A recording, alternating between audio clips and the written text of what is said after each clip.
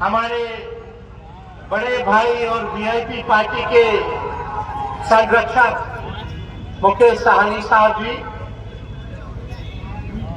Party की MLC Urmila Thakur ji,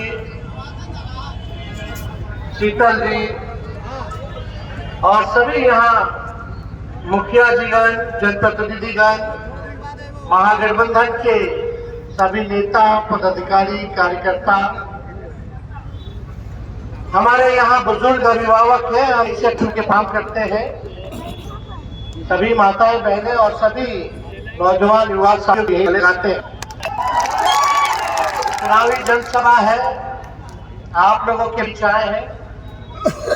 Lok Sabha का चुनाव है, देश बनाने का चुनाव है और मेरा मानना है देश तभी बनेगा जब हर एक गांव का विकास हो। गांव से पंचायत बनता है, पंचायतों से प्रखंड, प्रखंड जिला बनता है, राज्य से देश बनता है। और एक बार में आदेश के भाई संजीत जी को राष्ट्रीय अध्यक्ष ने प्रत्याशी बनाया है गया लोकसभा संसदीय क्षेत्र का। ये ईमानदार है, मिलनसार है, कोई भी दिक्कत हो तो मिलने जुलने में दिक्कत नहीं है, समस्याओं का निदान कराते हैं, मैं करते हैं। पार्टी में तो काम करते ही, लेकिन अपने क्षेत्र के लिए बहुत काम करते हैं। जितना अपने क्षेत्रों में इन्होंने रोड, पुल, पुलिया बनाया, कितना 100 करोड़ का इन्होंने सेंटर ऑफ एक्सीलेंस, 200-300 करोड़ का कृषि मंत्री रहते हुए इन्होंने दिलाने का काम किया। पर्यटन के हिसाब से इन्होंने बहुत फंड जो है सरकार से लेकर के आने का काम किया। तो ये दिखाता है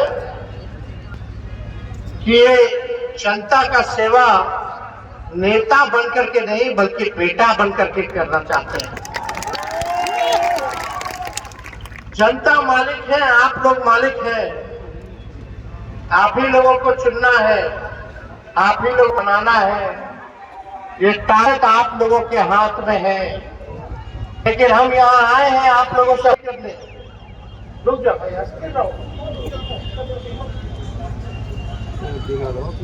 आप लोगों को ही तय करना है, सब कुछ बनाने का काम करना है देश को। आप लोगों को चुनना होगा प्रतिनिधि की, भाई कौन ऐसा कैंडिडेट हम भेजे संसद में कि गया के लिए जो है आवाज उठाए, आपके लिए आवाज उठाए। और हम कोई मोदी जी की बात करने नहीं है, मुद्दे की बात करते हैं। मेरा मानना है कि अगर सबसे बड़ा अगर दुश्मन है तो बेरोजगारी है, महंगाई है, गरीबी है, भूखमरी है। मुद्दा पढ़ाई, दवाई, कमाई, सिंचाई, सुनवाई और कार्रवाई वाली सरकार होना चाहिए। मुद्दा देश में अमन चाहिए, भाईचारा, शांति बनी रहनी चाहिए, प्यार की बात होनी चाहिए, नफरत के लिए कोई जगह नहीं होनी चाहिए। चुनाव है, भाजपा के नेता तो हम लोग तो अकेले घूम रहे हैं, हम लोग तो बिहार के हैं, आपके हैं, बिहार का बेटा है, आप सबके भाई हैं। अब देखिएगा नाम आएगा तो देश भर में खाली बिहार घुसेगा, खूब आएगा, खूब जोर शोर से प्रचार करेगा, खूब झूठ बोलेगा। बीजेपी का मतलब बड़का झूठा पार्टी। मोदी जी भी आएंगे, जाहिर सी बात है, आना चाहिए, लेकिन हमारी भी तो जिम्मेवारी है, विपक्ष में है, सवाल पूछना हमारा अधिकार है प्रधानमंत्री से, आपका अधिकार है सवाल पूछना।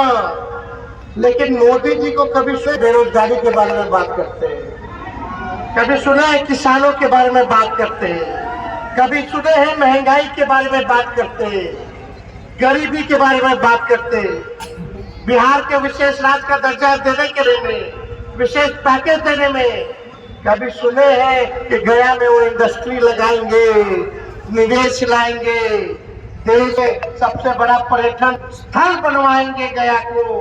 कभी सुने हैं? ना, खाली हिंदू, मुस्लिम, सनातन, विपक्ष के नेताओं को गाली देना, हमको गाली देना, ये करना, वो करना, और कोई बात नहीं करते जिससे जनता का भला नहीं होता है। आएंगे लोग बड़े बड़ी बात करेंगे, लेकिन आप लोगों को याद है कि 10 साल से प्रधानमंत्री है, कितना बार बिहार आ चुके? बताइए, जिस पे हाथ रख के पूछे क्या गरीबी मिटी है? यही मुझे बोलते थे किसानों का आय बढ़ाएंगे, भाई किसान भाइयों का आत्महत्या हुआ। ये भी बोलते झोपड़े तो पक्का मकान बना करके देंगे, 22 तक हुआ। यही मोदी जी है जो बोलते थे 15-15 लाख रुपया खाते में देंगे, मिला। यही मोदी जी है जो कहते थे हर साल नौजवानों को 2 करोड़ नौकरी देंगे। क्या मिला नौकरी? कौन सा ऐसा अच्छा अस्पताल बनवा दिया मोदी जी ने आपके लिए, आपके गांव के लिए? कौन सा ऐसा अच्छा स्कूल बनवा दिया? खाली यही बोलेंगे मोदी जी कि हमने 5 किलो राशन दिया। अरे मोदी जी को तो राशन रबिये से मिला, तो कांग्रेस के जमाना से फूड सिक्योरिटी बिल कांग्रेस का पॉलिसी था, उसी टाइम से मिल रहा है। पहले तो तेलों मिलता था, चीनियों मिलता था, राशन तेलों मिलता था। मोदी जी ये आपका दिया हुआ नहीं है, और कोई भी सरकार आएगी राशन तो देगी ही देगी, क्योंकि देश में भुखमरी है, गरीबी है। एक मोदी जी कहते हैं कि उन्होंने गरीबी मिटा दिया, और दूसरे तरफ 80 करोड़ लोगों को आज बांट रहे हैं। दोनों बातें से जिस देश रहा हो वहां गरीबी है, गरीबी मिटाई नहीं। लेकिन आपका भाई, आपका नौजवान साथी, प्रधानमंत्री जी ने क्या किया नहीं किया वो तो हिसाब नहीं देंगे, एने ओने बतियाएंगे। लेकिन 17 महीने में इसी मैदान में हम आए थे, बिहार विधानसभा के चुनाव में 20 में। सबसे पहले हम क्या बोले थे कि 10 लाख सरकारी नौकरी देंगे, बोले थे कि नहीं बोले थे? yes. आपके भाई को जब लतिया के हमारे चाचा हमारे पास आ गए माफी मांग के, क्या वो कहीं नहीं जाएंगे, मिट्टी में मिल जाएंगे, मर जाएंगे, मिट जाएंगे, लेकिन भाजपा में नहीं जाएंगे। हम लोग देश में देख रहे थे क्या माहौल था, हम लोग अपना लिए भाई चलो चाचा जी समाजवादी है बढ़ो, हमारे घर के बढ़ो, आप चलाइए, भाजपा को रोकिए। भाजपा को रोकने के लिए हम कुछ भी कर सकते हैं, क्योंकि भाजपा लोगों को ठगती है, आपस में लड़वाती है, उनका विचारधारा ठीक नहीं है, नफरत वाले लोग हैं, इसलिए हमारा वैचारिक विरोध है।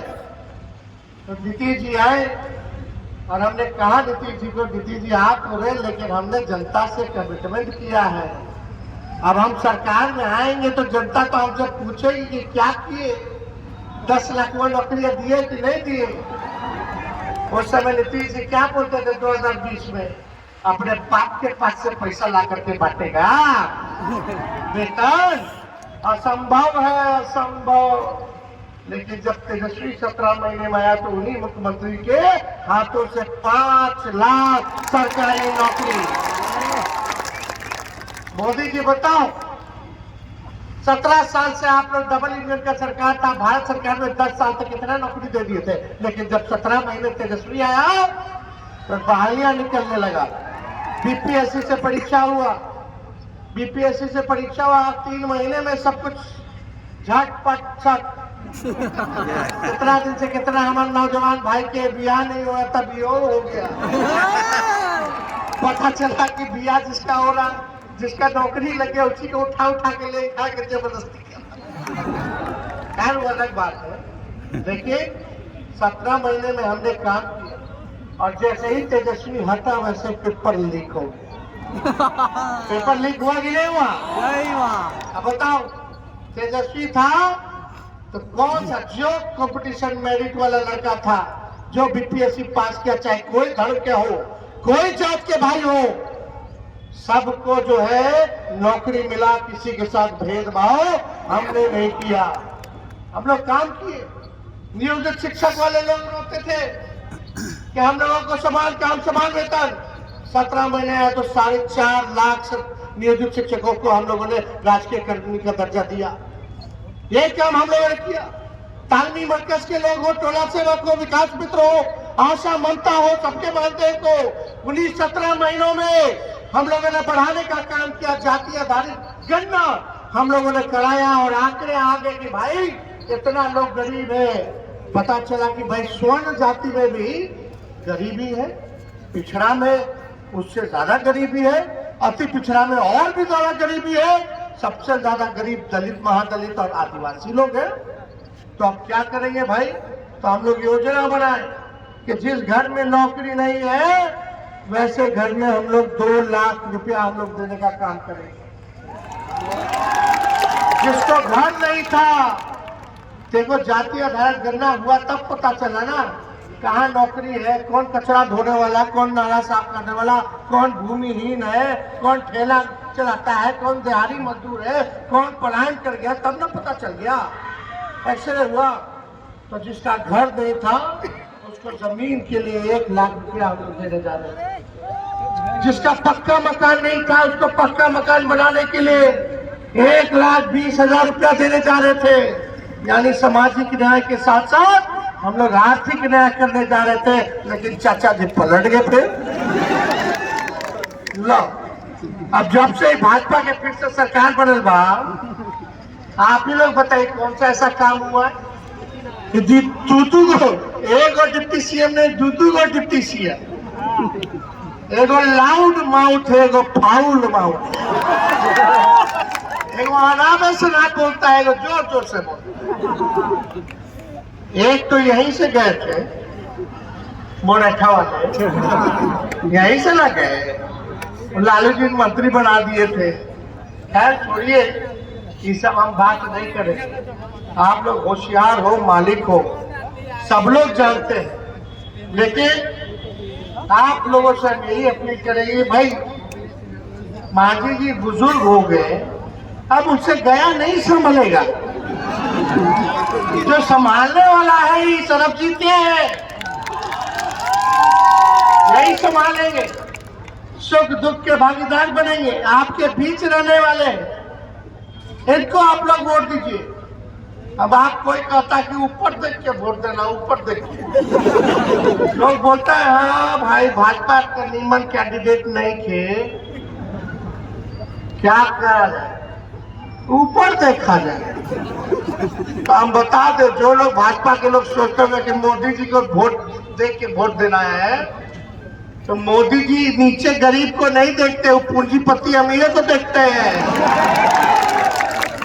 क्या किया गरीबी के लिए, क्या किया आपके लिए? खाली वोट चाहिए और उधर कर्जा माफ कर देते हैं। किसान का कर्जा माफ नहीं करते हैं, पूंजीपतियों का कर्जा माफ करते हैं। तो जो लोग सोच रहे ऊपर देखे वोट देंगे, तो जो ऊपर मोदी जी बैठे हैं तो वो नीचे काहे नहीं देखते, काहे नहीं अच्छा कैंडिडेट देते? क्या कैंडिडेट कमी है क्या? अच्छे लोगों की हमारे समाज में, पूरे गया जिला में कमी है, काहे नहीं दिया अच्छा कैंडिडेट? खैर छोड़िए, हम अच्छा बुरा की बात नहीं बोल, हम खाली बोल रहे हैं कि भाई जो आपके तरफ करे, जो आप काम करे, जो आपका विकास करे, वैसे लोगों को देना चाहिए। आज भाई रेल बेच दिया, सेल बेच दिया, देश की संपत्ति को बेच दिया गया। क्या बोलते हैं मोदी जी, लालू जी को गरियाते हैं खाली।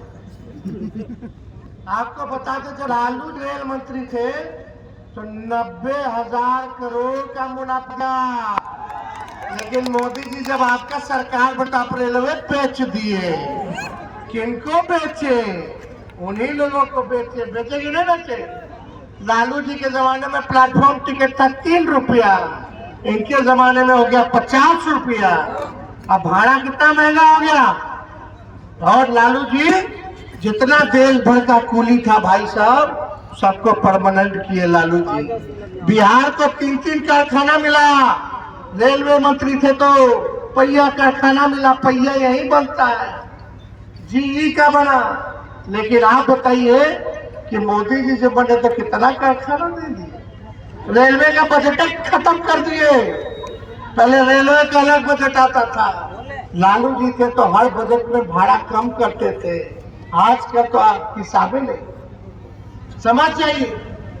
लालू जी थे तो देश दुनिया से लोग आता था कि मैनेजमेंट गुरु कहता था कि कैसे है भाई काम हुआ, और बात बता क्या काम किए, क्या काम किए।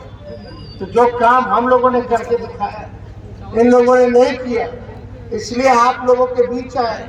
और आप लोग सुने हैं कि नहीं, बीजेपी वाला लोग इतना झूठ बोलता है कि वो गोविंदा का गाना है, गोविंदा का गाना सुने कि नहीं सुने। तो हम वही बोलते हैं मोदी जी को, अरे तुम तो धोखेबाज वादा करके भूल जा रहे हो। नरेंद्र मोदी तुम ऐसा करोगे, रोज मोदी जी तुम ऐसा करोगे, जनता जो रूठ गई तो हाथ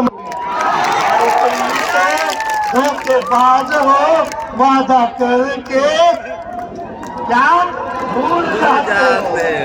यही लोगों का चरित्र है, झूठ बोलो, खूब झूठ बोलो, इतना झूठ बोलो कि सच पे ध्यान ही ना जाए, जमीन पे ध्यान ही ना जाए।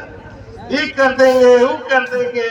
अरे क्या किया बताइए ना, अपने दिल पे हाथ रख के बोलिए ना, क्या परिवर्तन ऐसा हो गया है जी भाई, कुछ ना हो। तो इनके झूठ के प्रचार में मत फंसिएगा, सीधे चुपचाप लालटेन छाप, बोलिए चुपचाप चुपचाप चुपचाप। और नवरात्र शुरू हो गया है, चैती छठ भी होगा, आप सब शुभकामनाएं हैं। कल ईद भी है, सभी लोगों को ईद की बधाई देते हैं। मिलजुल करके रहिए, हम लोगों ने कलम बांटा है, ये लोग तलवार बांटना चाहते हैं। मिल करके रहेंगे बाद क्या ऐसे ही बड़ा जोर से जोरदार बोलो, नहीं चलाना। मोहब्बत की काम करना है, मोहब्बत को फैलाना, प्यार की बात करना है। टकरार और नफरत के लिए हमारे समाज में कोई जगह नहीं, सबको इज्जत, सबको सम्मान करना। तो आप लोगों की अनुमति हो तो सरबजीत जी को जीत का माला पहना दे, दोनों हाथ उठा करके बोले पहना दे। आप सब लोगों का बहुत बहुत धन्यवाद। जय हिंद, जय बिहार, जनता जिंदाबाद, फतेहपुर की जनता जिंदाबाद, बहुत बहुत धन्यवाद।